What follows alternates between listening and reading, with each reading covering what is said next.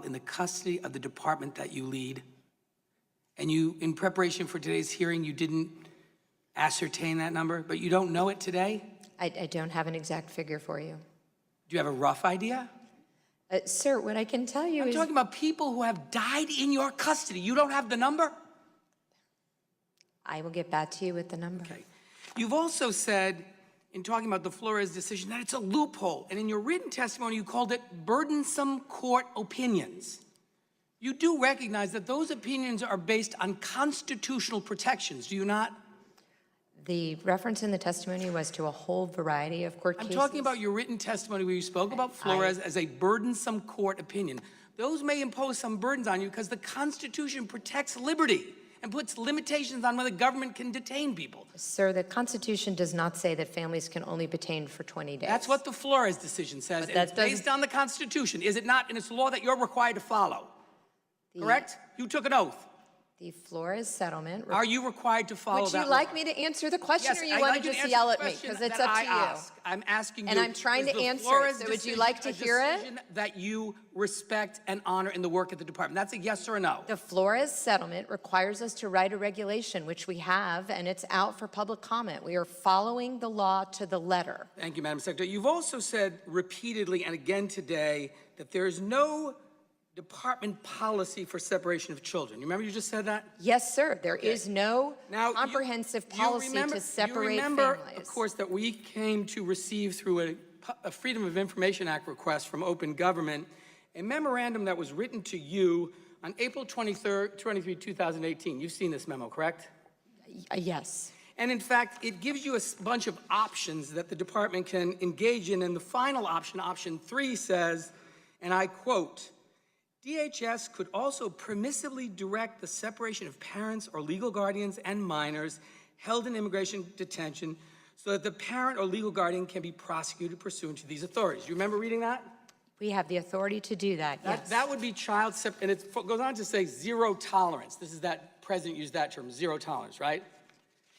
Do you remember reviewing that? I do, but you're confusing a variety of topics, which I'm happy to walk you through. And then in the memo, they ask someone, I assume it's the secretary, to pick one of the options. And option 3 is redacted. My first question is that your signature affirming option 3? I can't see that, and I don't remember which it is, but the option that I agreed to is that we would uphold the law equally against anybody who broke it. If you were a single or if you were a parent. I have limited time. Option 3 in this memo, written for you, which this is signed, option 3, which is redacted, option 3 is in fact the option that was provided to you that I just read, permissively directing the separation of parents or legal guardians and minors held in immigration detention. So although you've said, and this isn't a question, it's a statement, although you've claimed publicly that you didn't know anything about a family separation policy and you tweeted about it, you signed off on a memo authorizing this practice described as zero tolerance. Whether you think it's legal or not, you authorize it. And so this notion that you have no responsibility for it, you reviewed it, it was offered to you as one of 3 options, you picked it. This is what it results in, because I went to the border.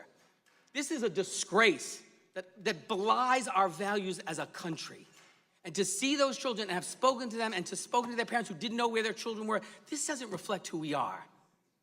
And I find the suggestion that it was sort of something you didn't know about when you've signed off on a memo authorizing it, a policy which does violence to our basic founding values and to our understanding that children do best when not separated from their children.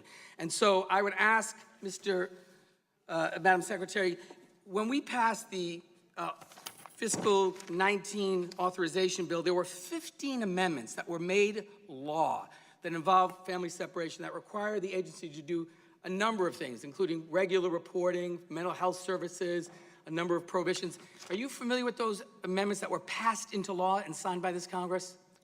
There were amendments passed into law, yes, sir. I can't So I would ask you, will you commit to give me a written response as to the status of every one of those requirements that we passed and the President signed? Because my understanding is none of them have happened. Happy to give you a status. Thank you. And to be clear, Madam Secretary, my outrage is not at you. It's at this policy and this administration's behavior as it relates to our responsibility to continue to be a place that people can come to seek asylum, to seek refuge, to seek protection. It is the crown jewel of our immigration policy, and it has been diminished and it has betrayed American values in the way that it's been executed. And finally, Mr. Chairman, I would ask unanimous consent that this article, newly uncovered memo suggests Kirstjen Nielsen lied to Congress about family separation, be made a part of the record.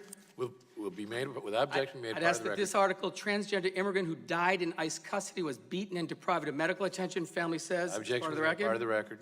I'd ask that this report entitled Trump's 10 Cities Are an Enormous Waste of Money, There Are Better Options, be included as part of the record. Without objection, be made a part of the record. This article, The Final Hours of Jacqueline Calmacan, the Guatemalan girl who died in Border Patrol custody, be made a part of the record. Without objection. I'd ask that this article, Where Family Separation Began, a case in El Paso shows Flores is the solution, not the problem, be made a part of the record.